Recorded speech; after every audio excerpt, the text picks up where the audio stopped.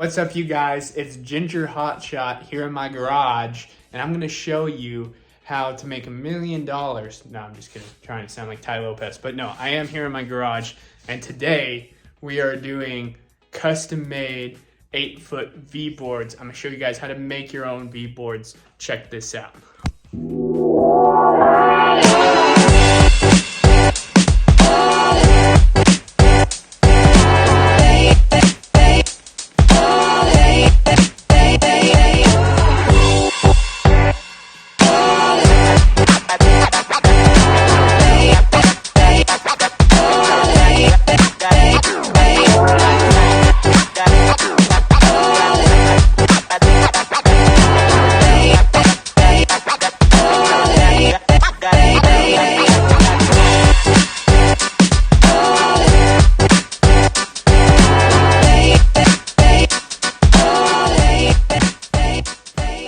Hey, by the way, don't forget, like, share, subscribe. Thanks, I appreciate you. You, right there, I appreciate you. Yeah, you. So back again, I already got started, and I forgot to start the video when I was starting, so I already did a couple steps, but I'll walk you guys through it. First of all, if you're wondering what a V-board is, it's basically a corner protector on steroids, and I'll show you here. Let me just move some of my straps. And you know what, at the end of this video, hopefully I get to use them and I will show you them in action. But basically, it is two 2x4s. Well, it doesn't have to be 2x4s. It could be 1x4s. Basically, 2 strips of wood connected by 2 or 3 straps that you drape over the corner of the load that you're tying down, and it allows you to protect the corner better. And so, like, normally what I've been doing since I've been running Hotshot is I've just been using the 8-inch red plastic V-board corner protectors. But now that I'm running semi-flatbed, there's specific customers that require you to have sturdier, longer V-boards. So you can make them different sizes, but I'm making these 8-foot V-boards. I'm also gonna make some 3-foot ones. But basically, I'm making 12 of the 8-foot ones because I have a 48-foot flatbed.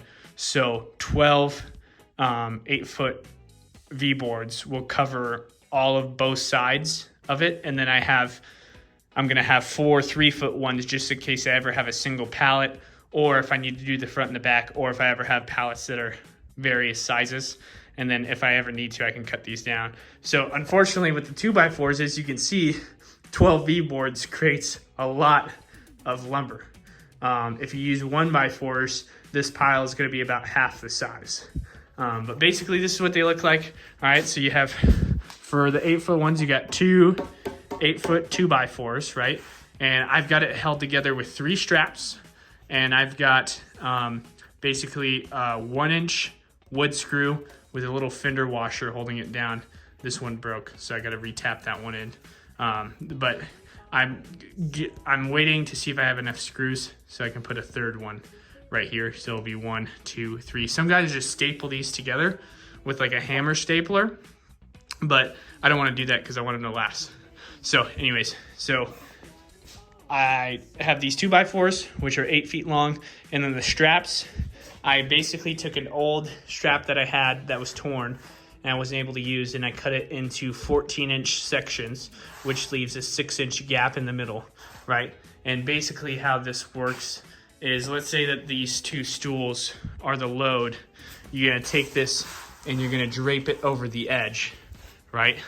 And then run the straps over, and it's gonna protect and take the pressure off the corners. So hopefully I get to do a load that's gonna require these at the end of this video, and I'll be able to show you guys how that actually works. But first thing first, the first step is the tools you're gonna need. You're gonna need a tape measure. You're gonna need a razor knife or a good pair of scissors. You are going to need an old 3-inch strap, preferably. Hopefully you got an old one that you can use.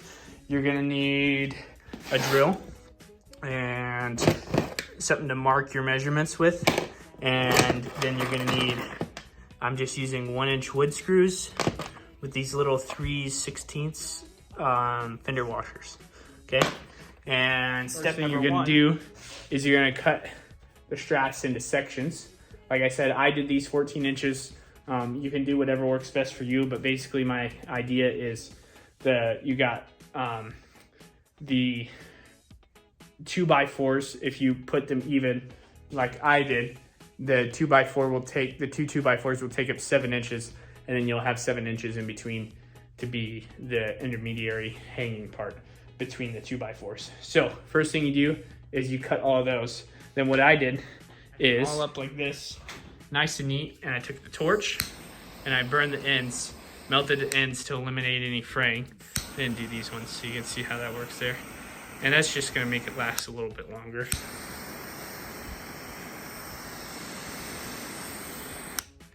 All right, after that, you're gonna screw it in. I'll show you guys that right now. Okay, so what I've done is I laid the one that I already built down so I can use it as a template, and I've set these other two on top. And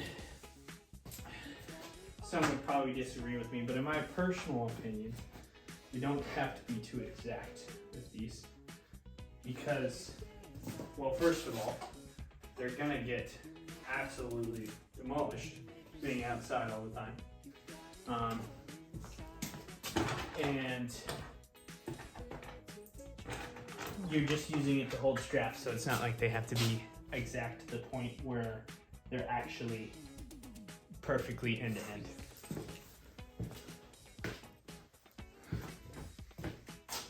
So basically what I'm saying is, it doesn't matter if one board's a couple inches shorter than the other board, or if one strap's a little bit longer than the other strap.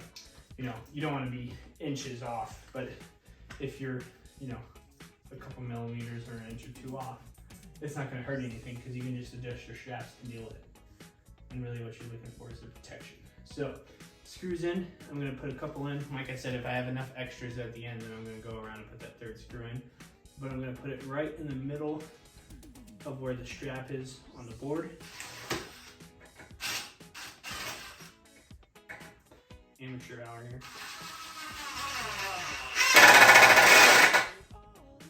Boom. Number one.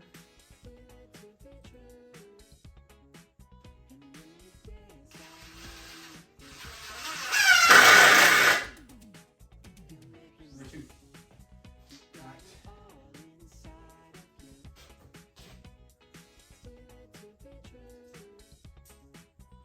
Move to the other side.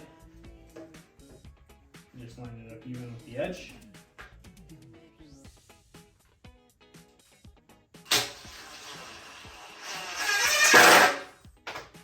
Number one.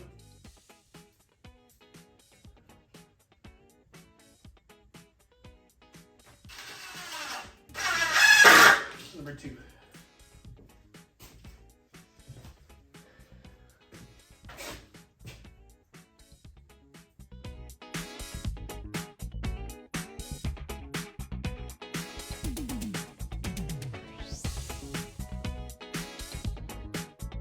All right, and there's number two done. So that should hang pretty nicely. I think just because I'm lazy, I'm only gonna go with two. If I was doing just screws, I probably would do more, but I'm honestly comfortable with just 2 screws in the middle. I don't think it really require more because these fender washers are gonna hold enough pressure that I'm not worried about the screw tearing through.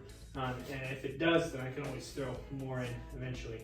So that finishes number 2 of 12. So I have 10 more to go plus the short ones. So let's see how long that takes me.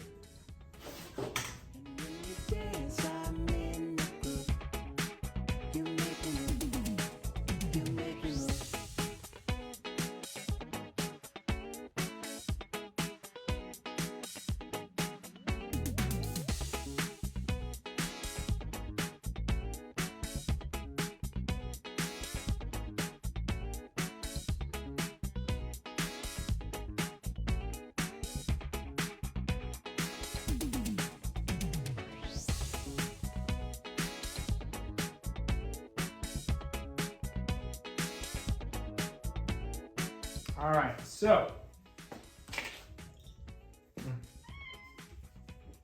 brought to you by Num Num Juice. Just kidding, not really.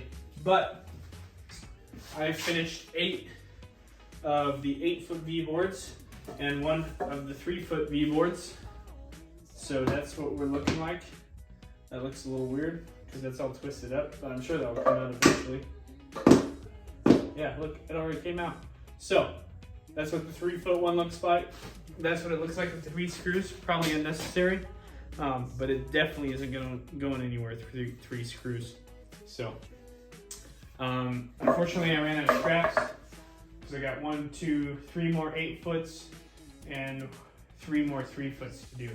So I'm gonna go grab some more straps for the truck, knock those out, and I'll show you guys how they're used. Here are the V-boards in action. I need to adjust that one a little bit. I'll do it later because I'm tired and it's late. All the way down. I put them on top of my tarp. You can put them underneath too, but they stick out extra. I didn't want them to damage the tarp. So I like how it looks. They're working great. Got my extra ones tied down underneath there. A lot easier to store them down there.